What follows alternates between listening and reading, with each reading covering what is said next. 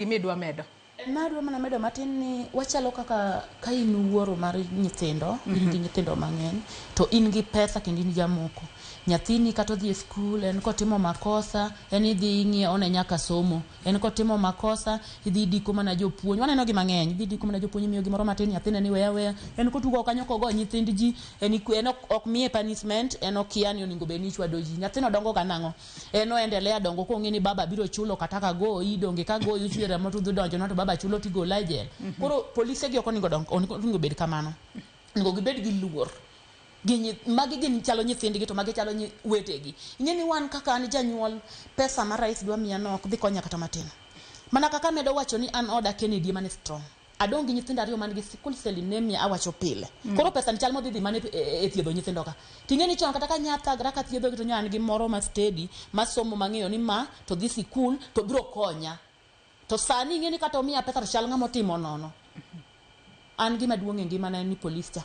Mondo ong'e ni gima notimona nohinya e oda. Ato nyaka sani bende ne uchwalo ng'ur maru nyaka kadul manono tijo Obila aipoa to chenro chopo kanyo nikech aipoa bende ma kinde mathoth gi jabedo ng'ala manyime mar neno ne gin luwo ndach kaka Obila ne tiyo. Kendo jo aipoa go bedo ga nyaka sami timo postmortem. Kanu wadhi kendo gin mane giluongo jonyuol. Kanu wadhi ne gikona ni dwaro evidence. Mano ana wuon gima na winjo kane giwacho ni gidwaro evidence. Evidence mana nyalo miyo gionge kopogore gi postmortem mane an godo report. Ma bende ne gintie sama ne timo. Ma bende gikwero wanyaka ni an kanitimo ne ken postmortem noko konwa ni wamanyi family member moro manyalo dhi chung kacha. Giluongo daka mogi kaka wuon nyathi nyadhi chung kiyango nyathine. Notame. Koro ka gikoni kare gol mondo kel ng'ato, kikelo ng'ama chielo already giseng'ado kuma no oyuyore mana ogo risasi. Koro kar gitieko to giwacho ni ok giyudo risasi.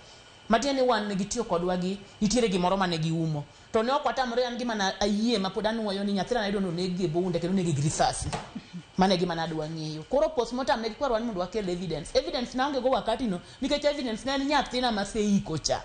Evidence en postmortem report mane golo no nege gi bunde. Koro no kang'e kuma to postmortem report koro nogolo nang'o? No nege gi risasi. To risasi noko yudi. Ni wacho nok giyudo. Makosa mane gitimo bende ne nitie ni nok giketo family member moro achiel machung' neno ka gitimo giyengo. Ne giwacho ni risasi ok giyudo.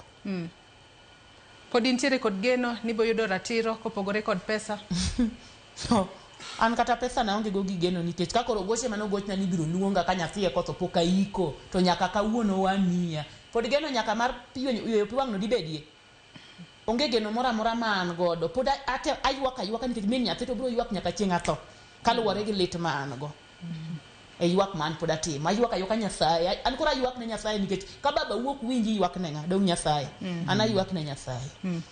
Aya dwa ni wakaw yweyo moro madundo nyakwara Mugia Jwang' wamodho pi matin waduogo wadhi mbele kod twak marwa.